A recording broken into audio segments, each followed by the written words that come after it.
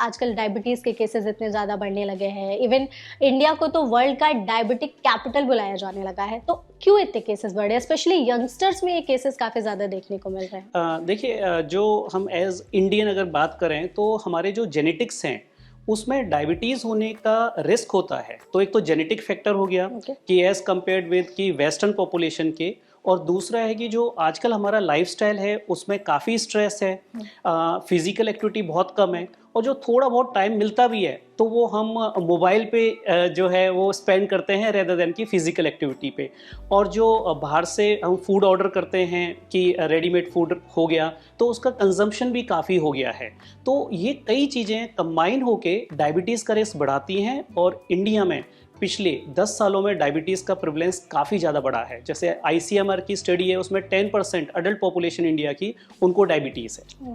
बहुत बड़ा नंबर है, काफ़ी बड़ा आंकड़ा है seriously. Okay, moving on, diabetes से रिलेटेड ही एक और सवाल होगा कि यूजुअली दो तरह की डायबिटीज़ होती है, if I am not wrong, type 1 diabetes and type 2 diabetes. तो प्लीज़ इसके बारे में बताइए, और इसके कॉमन सिम्टम्स क्या है और इससे कैसे बचा जा सकता है, क्या प्रिकॉशंस हम ले सकते हैं? हाँ जी, तो सबसे पहले तो हम ये समझते हैं कि डायबिटीज़ का मतलब क्या है। डायबिटीज़ का मतलब है कि ब्लड में ग्लूकोज की मात्रा बढ़ना, और ग्लूकोज को जो कंट्रोल करता है वो एक हार्मोन होता है इंसुलिन, जो कि हमारा एक ऑर्गन है पैनक्रियाज, वो बनाता है। तो टाइप 1 डायबिटीज़ में क्या होता है कि जो पैनक्रियाज के जो सेल्स होते हैं जो इंसुलिन बनाते हैं वो पूरी तरह से डिस्ट्रॉय हो जाते हैं, ख़त्म हो जाते हैं। तो उन केसेस में इंसुलिन लेना बाहर से बहुत ज़रूरी होता है।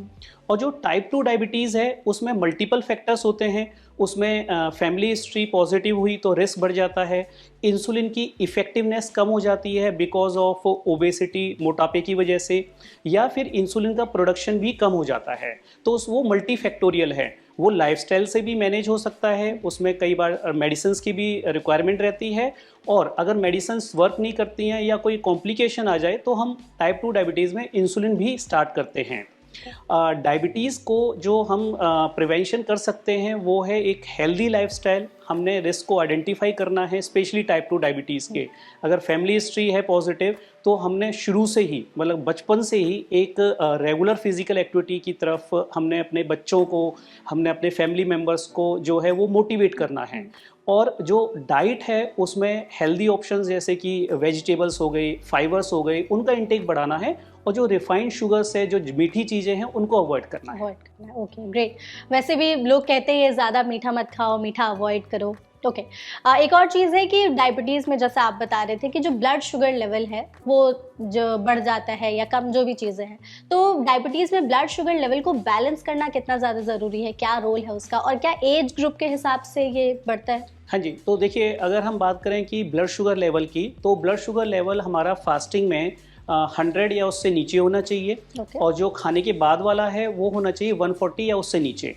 अगर वैल्यूज़ इनसे ऊपर होती हैं तो वो प्री डायबिटीज़ या डायबिटीज़ की रेंज हो जाती है।